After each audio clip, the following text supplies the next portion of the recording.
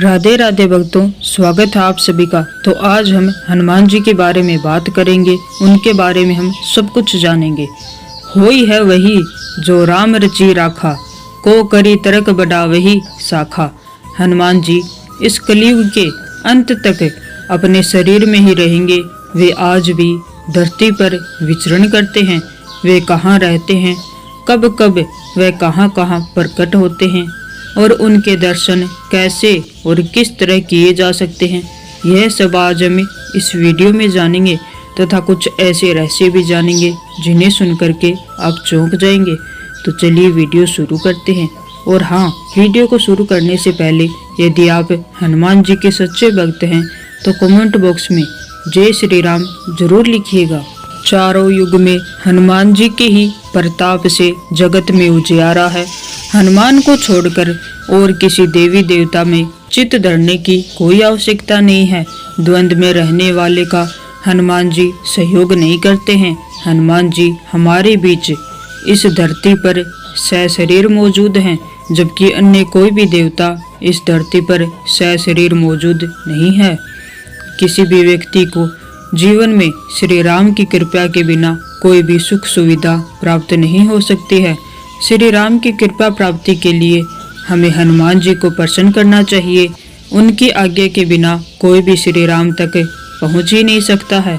हनुमान जी की शरण में जाने से सभी सुख सुविधाएं प्राप्त होती हैं। इसके साथ ही हनुमान जी हमारे रक्षक भी हैं। हनुमान जी इस कलयुग में सबसे ज्यादा जागृत और साक्षात देवता हैं। कलयुग में हनुमान जी की भक्ति ही लोगों को दुख और संकट से बचाने का कार्य कर रही है।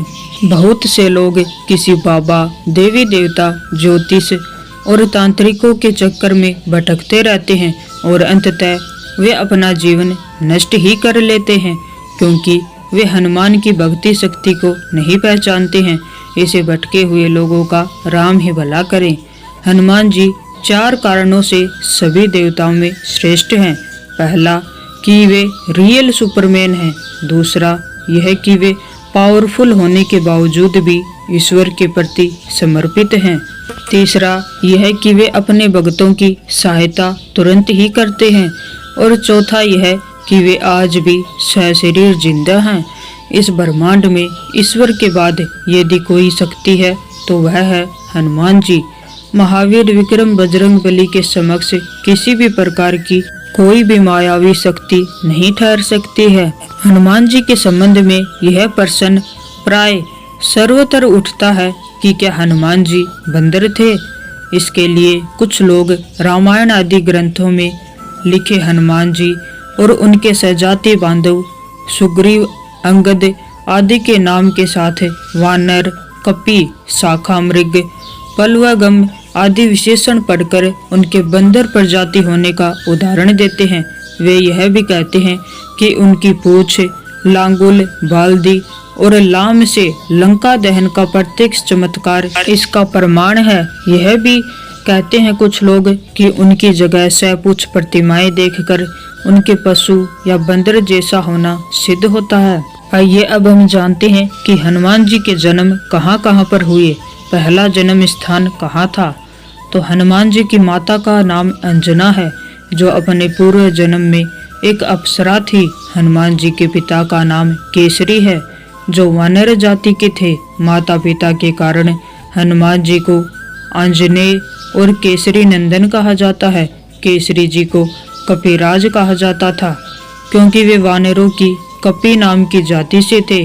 केसरी जी कपि क्षेत्र के राजा थे। कपि स्थल कुरु साम्राज्य का एक प्रमुख भाग था। हरियाणा का कैथल पहले करनाल जिले का भाग था। यह कैथल ही पहले कपि स्थल था। कुछ लोग मानते हैं कि यही हनुमान जी का जन्म स्थान है। दूसरा जन्म स्थान गुजरात के ढींग जिले के आदिवासियों की मान्यता अनुसार ढींग जिले के अंजना पर्वत में स्थित अंजनी गुफा में ही हनुमान जी का जन्म हुआ था। तीसरा स्थान कुछ लोग मानते हैं कि हनुमान जी का जन्म झारखंड राज्य के उग्रवाद प्रभावित क्षेत्र गुमला जिला मुख्यालय से 20 किलोमीटर दूर आंजन गांव की एक गुफा में हुआ था। अब हम जानेंगे कि हनुमान जी आज भी क्यों जीवित हैं? हनुमान जी इस कलयुग के अंत तक अपने शरीर में ही रहेंगे। वे आज भी धरती पर विचरण करते हैं। हनुमान जी को धर्म की रक्षा के लिए अमरता का वरदान मिला था। इस वरदान के कारण आज भी हनुमान जी जीवित हैं और वे भगवान के भक्तों तथा धर्म की रक्षा में लगे हुए हैं। जब कल की रूप में भगवान विष्णु अवतार लेंगे, तब हनुमान, परशुराम, अश्वत्थामा, कृपाचार्य, विश्वामित्र, विभीषण और राजा बलि सार्वजनिक रूप से प्रकट हो जाएंगे। कलयुग में श्री राम का नाम लेने वाले और हनुमान जी की भक्ति करने वाले ही सुरक्षित रह सकते हैं। हनुमान जी अपार बलशाली और वीर हैं। उनका कोई भी सानी नहीं है। धर्म की स्थापना और रक्षा का कार्य 4 लोगों के हाथों में है, दुर्गा, भैरव, हनुमान और कृष्ण। त्रेता युग में हनुमान जी, त्रेता में तो पवन पुत्र हनुमान ने केसरी नंदन के रूप में जन्म लिया और वे राम के भक्त बनकर उनके साथ छाया की तरह रहे। वाल्मीकि रामायण में हनुमान जी के संपूर्ण चरित्र का उल्लेख मिलता है। द्वापर युग में हनुमान जी भीम की परीक्षा लेते हैं।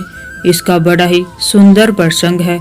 महाभारत में प्रसंग है कि भीम उनकी पूंछ को मार्ग से हटाने के लिए कहते हैं, तो हनुमान जी कहते हैं कि तुम ही हटा लो, लेकिन भीम अपनी पूरी ताकत लगाकर भी उनकी पूंछ नहीं हटा पाते हैं।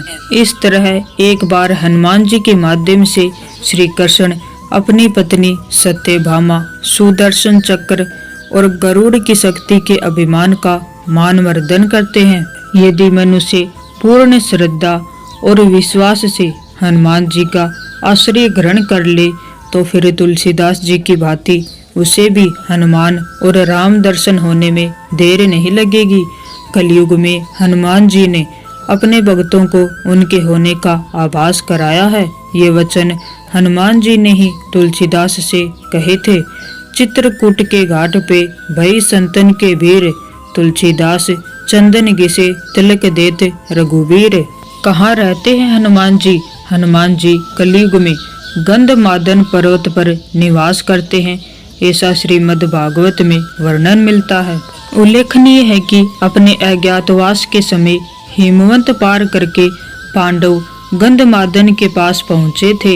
एक बार भीम सहस्त्र दल कमल लेने के लिए गंधमादन पर्वत के वन में पहुँच गए थे, जहाँ उन्होंने हनुमान को लेटे देखा और फिर हनुमान ने भीम का घमंड भी चूर किया था। क्या आप हनुमान जी की पत्नी का नाम जानते हैं? क्या आपने कभी सुना है कि हनुमान जी का विवाह भी हुआ था? आज तक यह बात लोगों से छिपी रही, क्योंकि लोग हिंदू शास्त्र नहीं पढ़ते और जो पंडित या आचार्य शास्त्र पढ़ते हैं वे ऐसी बातों का जिक्र नहीं करते। लेकिन आज हम आपको बता रहे हैं हनुमान जी का ऐसा सच जिसको सुनकर के आप हैरान रह जाएंगे। आंध्र प्रदेश के खम जिले में एक मंदिर ऐसा विद्यमान है जो प्रमाण है हनुमान जी के विवाह का। इस मंदिर में हनुमान जी की प्रतिमा के साथ उनकी पत्नी की प्रतिमा भी विराजमान है। इस मंदिर के दर्शन करने के लिए दूर दूर से लोग आते हैं। माना जाता है कि हनुमान जी और उनकी पत्नी दोनों के एक साथ दर्शन करने के बाद पति पत्नी के बीच चल रहे सारे विवाद समाप्त हो जाते हैं। हनुमान जी की पत्नी का नाम सुरवचला था। वैसे तो हनुमान जी बाल ब्रह्मचारी हैं और आज भी वे ब्रह्मचारी के व्रत में ही हैं। विवाह करने का मतलब ये नहीं कि वे ब्रह्मचारी नहीं रहे। कहा जाता है कि पराशर संहिता में हनुमान जी का किसी खास परिस्थिति में विवाह होने का जिक्र है। कुछ विशेष परिस्थितियों के कारण ही बजरंगबली को सुरवचला के साथ विवाह बंधन में बंधना पड़ा। इस संबंध में एक कथा है कि हनुमान जी ने भगवान सूर्य को अपना गुरु बनाया था। हनुमान जी भगवान सूर्य से अपनी शिक्षा ग्रहण कर रहे थे। सूर्य कहीं रुक नहीं सकते थे, इसलिए हनुमान जी को सारा दिन भगवान सूर्य के रथ के साथ साथ उड़ना पड़ता था और भगवान सूर्य उन्हें तरह तरह की विद्याओं का ज्ञान देते। लेकिन हनुमान जी को ज्ञान देते समय सूर्य के सामने एक दिन धर्म संकट खड़ा हो गया। कुल 9 तरह की विद्याओं में से हनुमान जी को उनके गुरु ने 5 विद्याएं तो सिखा दी, लेकिन बची 4 तरह की विद्याएं और ज्ञान ऐसे थे जो केवल किसी विवाहित को ही सिखाए जा सकते थे। हनुमान जी पूरी शिक्षा लेने का प्रण कर चुके थे और इससे कम पर वे मानने को राजी नहीं थे। इधर भगवान सूर्य के सामने संकट था कि धर्म के अनुशासन के कारण किसी अविवाहित को कुछ विशेष विद्याएं नहीं सिखा सकते थे। ऐसी स्थिति में सूर्य देव ने हनुमान जी को विवाह करने की सलाह दी।